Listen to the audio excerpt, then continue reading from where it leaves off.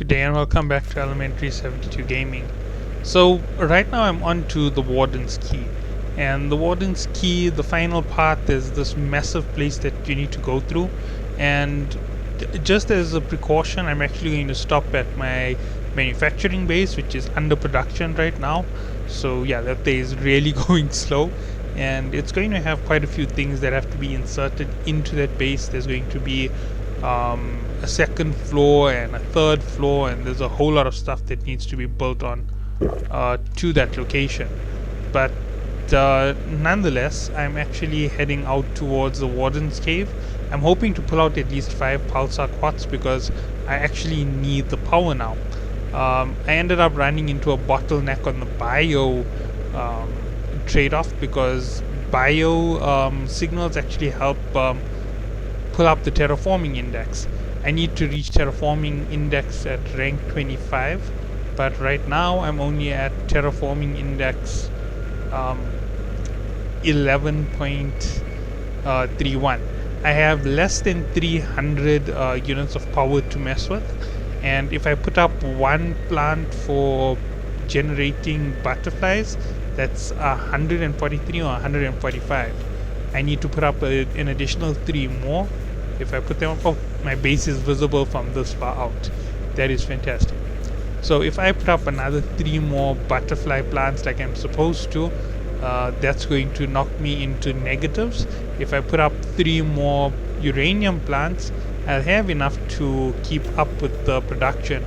But the moment that I go to tree spreaders tier 2, I'm going to have to put up another 3 just to be able to cope with the growth that my character is causing for my power development, which is a bit too strenuous for the sake of moving forward. I need to have enough pulsar quartz and pulsar material stocked up on this section so that I don't end up in such a heavy bind moving forward. You can see I just have 2 of those nuclear fusion generators.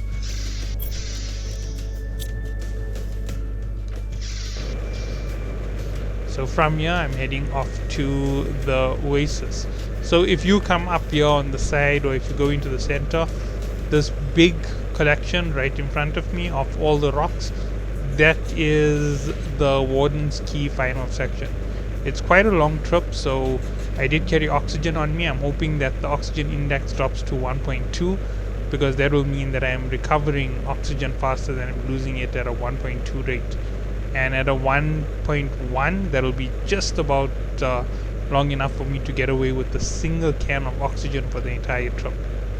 Now, as it stands, if I remember correctly, I can last on the oxygen that I have for about 5 minutes.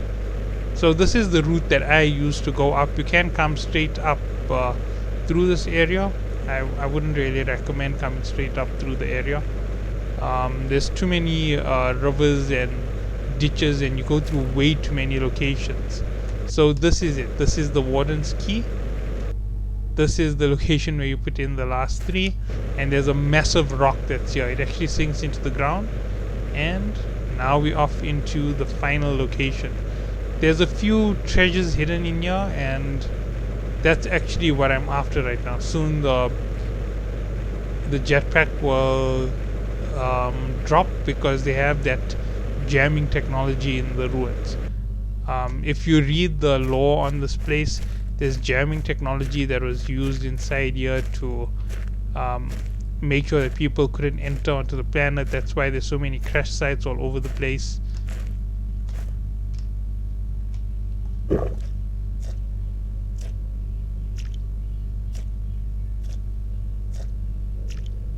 Okay, now wherever you see these bridges, you should actually follow them because each one leads to a different stash.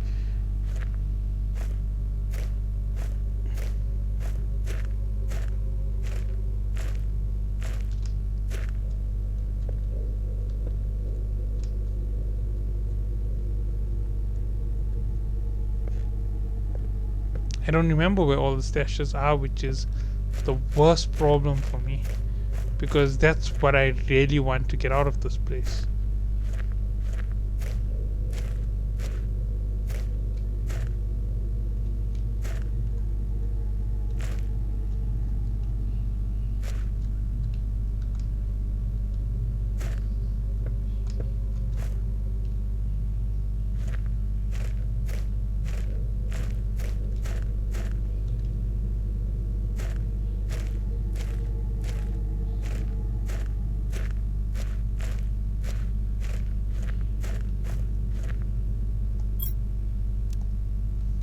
What in the world?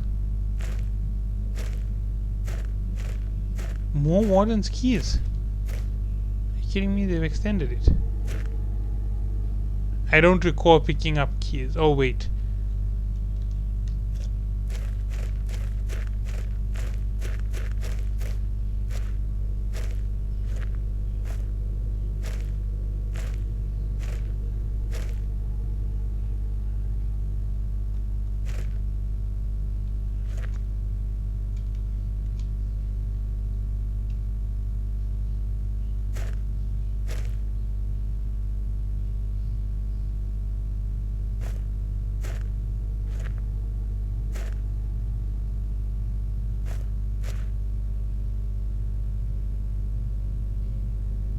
So yeah, as you can see, this place is pretty...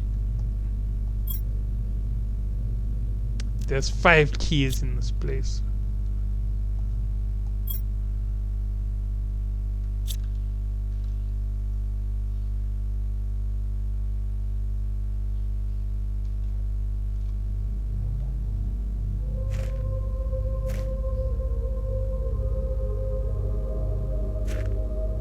The fact that I can't fly really slows me down quite a bit.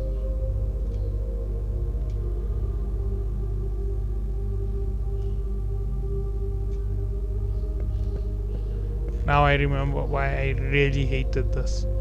It's extremely deadly, the way that we're using, and if you make one mistake getting back here and getting to the location, wherever you fall to your death is going to be a real struggle.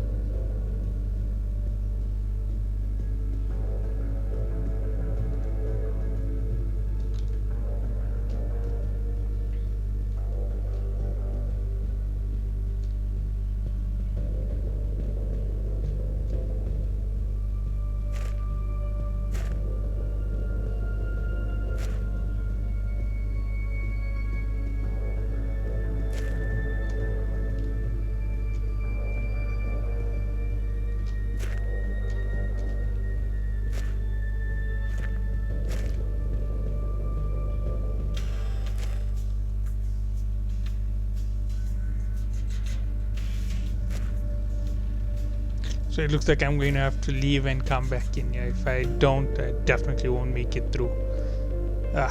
This is just one of those sad ones. Didn't realize how much was needed. So I am in the negative. There's 2 more keys.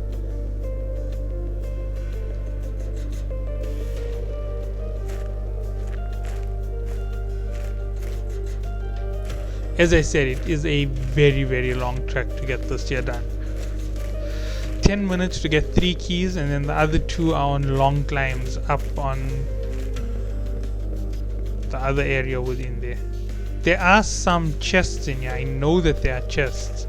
You pick up some items and they help you majorly with improvements. Even one of the highest level trees is in this place. It's a mix of the golden flower with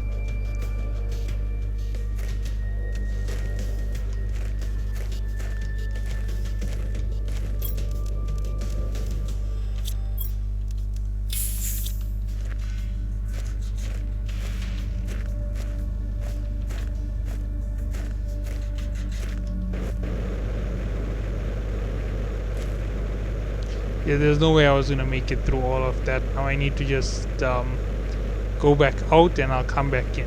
So you know where this location is. You saw the entrance. I'll be back in a minute, and when I'm back in, I will definitely be taking you all along on all of the locations that need to be picked up. The room restarted, but nonetheless, here we are. So here's some things to note about the game. I've been wondering why they use the figures that they use, right? Kelvin temperature is actually something that we can measure across certain surfaces of planets, but it doesn't actually represent the actual temperature in any given location, because if you register things in Kelvin, you're gonna miss out massive parts of the actual readings.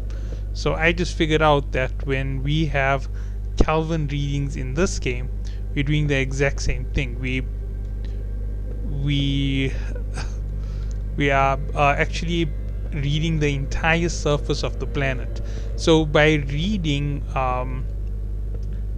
mu Kelvin, which is still ridiculously low, that's so close to absolute zero that it's not even funny to mention. It should be something more or less around 45 or 55 degrees Kelvin, with temperature improvement being read in microkelvins, because that's what you realistically could do to an entire planet's surface.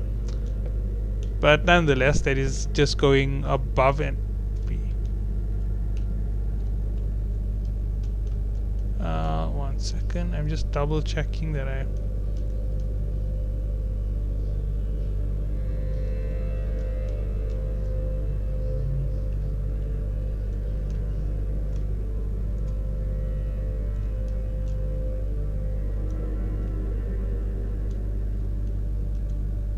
man, I made a mistake.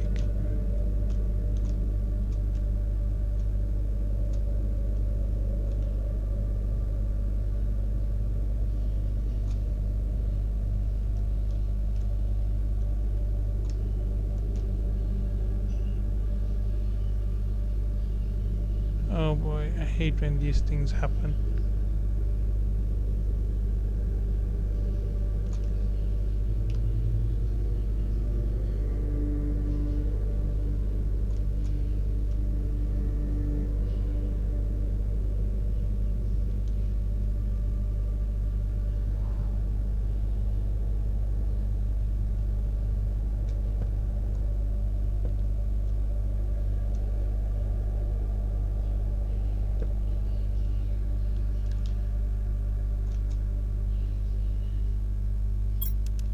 And in case you're wondering, I have quite a bit of oxygen this time, so even that little detour isn't going to cost me too much.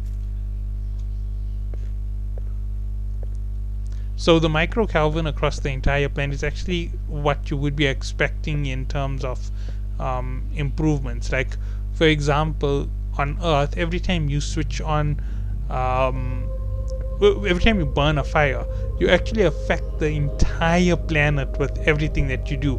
It's what we call our greenhouse index. Now, you know when they say so many million tons of carbon per year that we dump in excess of what can be reclaimed by plants, that's also part of these exact same calculations that we currently run for the index. And when you think about it, it becomes ridiculous to imagine, because you're not really getting any positive feedback from it. They so easily influenced by the numbers that we're using that it seems like it's too hard or too huge to comprehend. Now, where is the other part? I know there is another path that I need to end up on.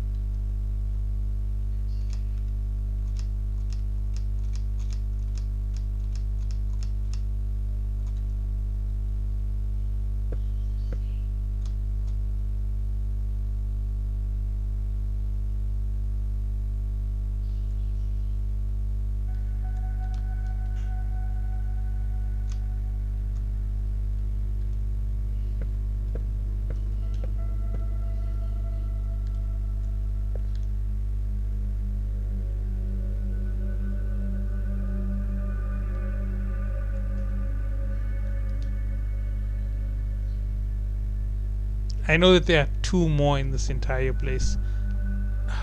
Can't remember where they were exactly. That's what makes this here so unbelievably hard to navigate.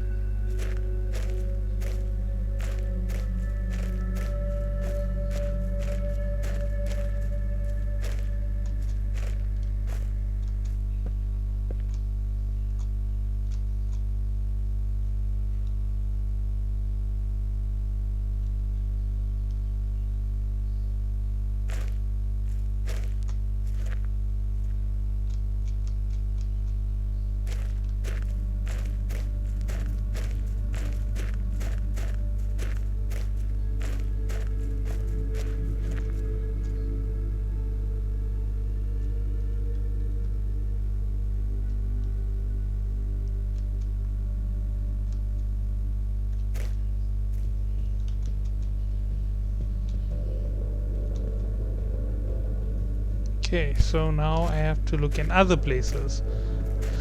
If it's not up top because I've reached all of the tops of the scaffolds, then it might be down somewhere in the open. How's that for hilarious? Searching the tops of buildings when it was right at the bottom. Yeah, that's just one of the big catches when you do things like this. Final Warden's key.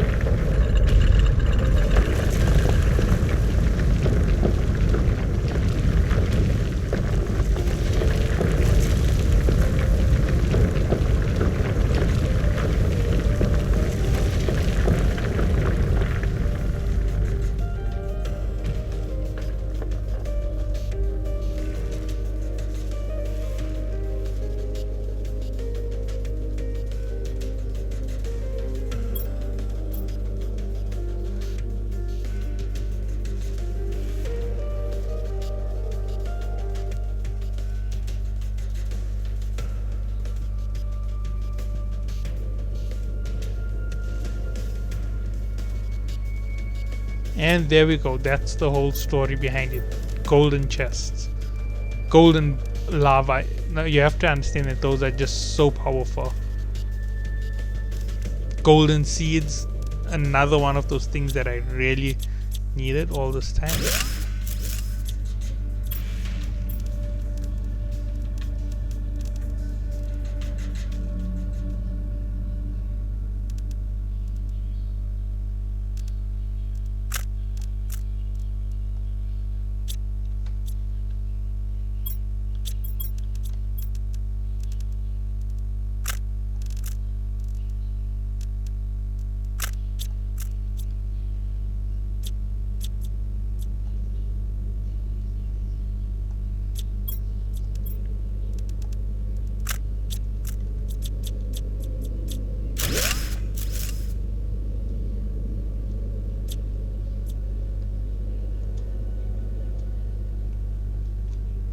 There was something else in this room, if I remember correctly.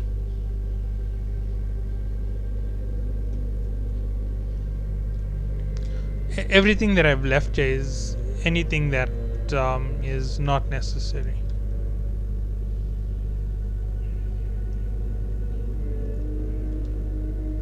Man.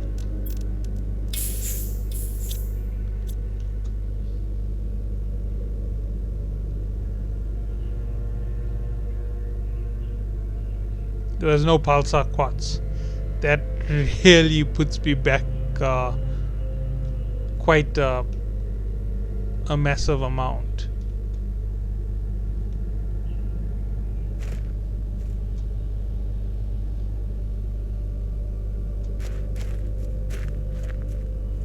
There are no other locations to enter in here.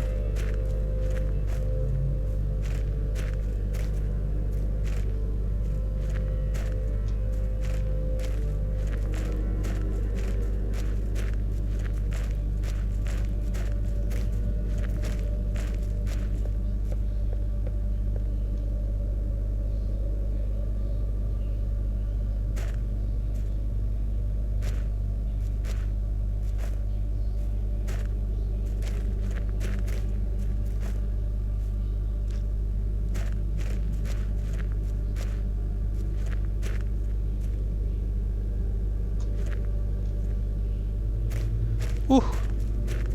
So yeah, that was the Warden's Key quest.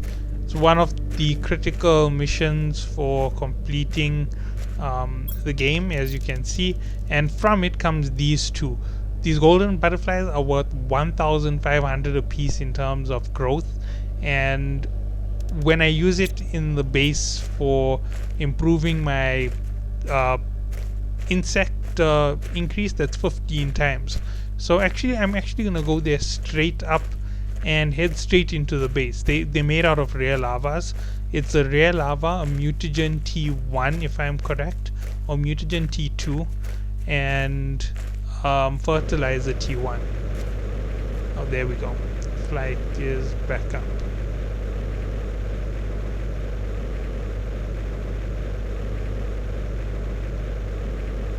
These crates are just the regular crates that you find everywhere. There's several more golden crates scattered around the map besides the one that I just picked up right now, and from them you get some rare materials like the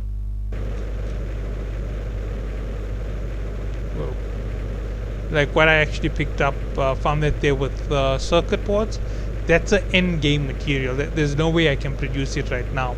Even if I wanted to, it's an absolutely unfathomable material to me.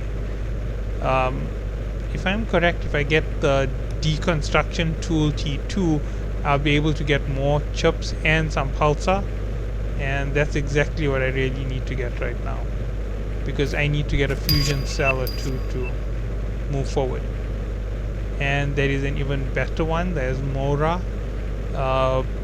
So each one of those trees improve how fast I can grow plants on the planet.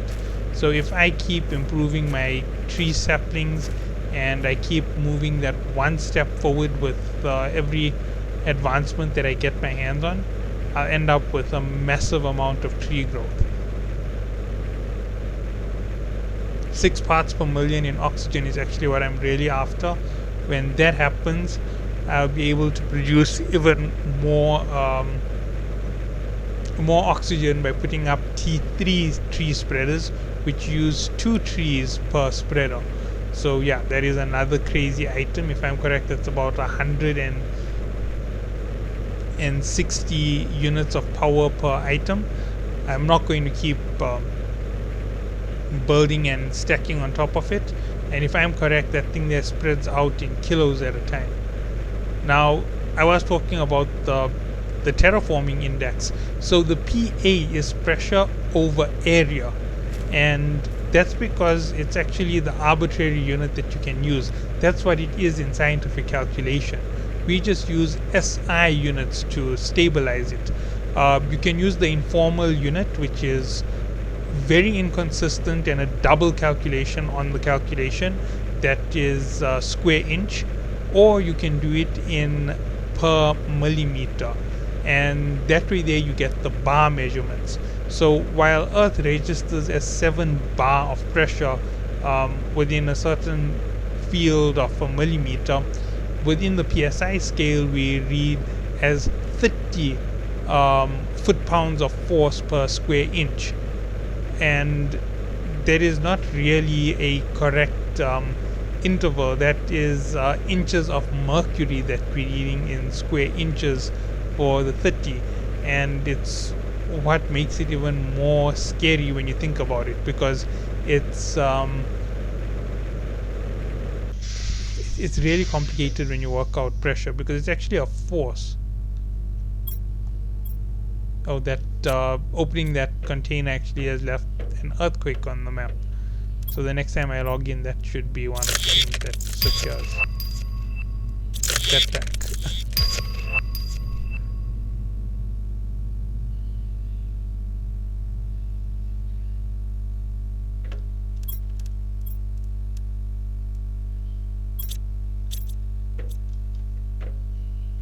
Menu filters.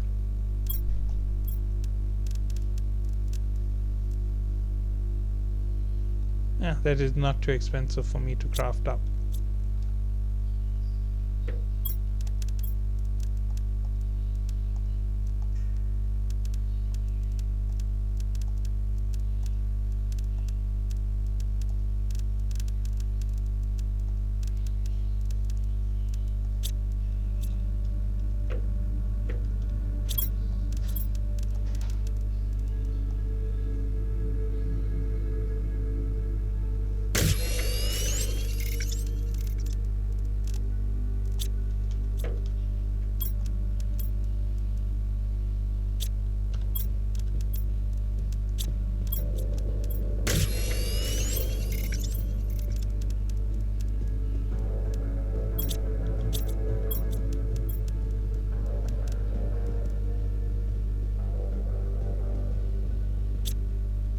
Okay, I did say that I was going to put in those butterflies, so let's go up instantly instead of just waiting around there.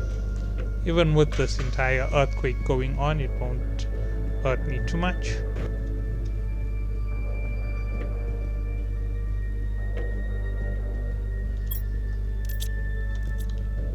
That there has the regular...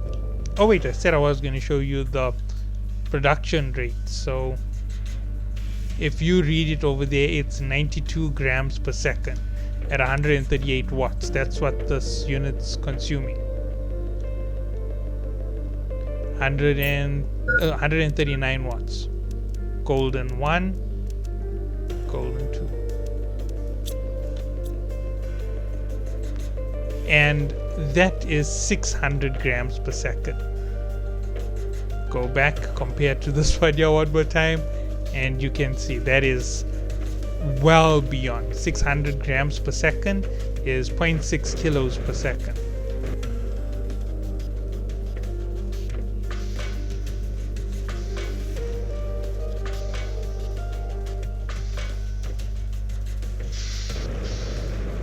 Alright, so that was everything for now. And yeah, so like I was saying, the pressure is registered in several different units, and we measure it in square inches because of the imperial system. but it's also measured in millimeters in bars, and it's not measured in mercury for bars. It's measured in another substance, a constant substance. I'm not sure what it is, because scientific substances, they have their particular areas of expertise. It might actually be mercury. I'm not 100% sure on that. So yeah, catch you all in the next one, and have a good day.